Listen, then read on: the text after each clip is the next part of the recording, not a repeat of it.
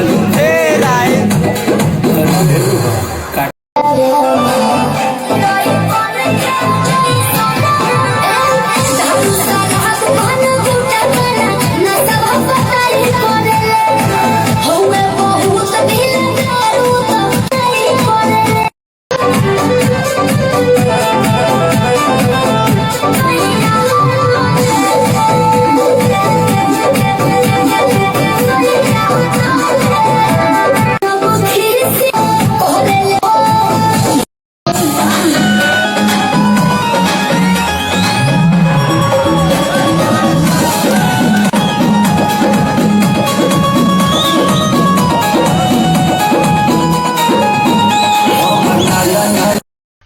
अरे मेरी जान बिजली कहाँ गिरी?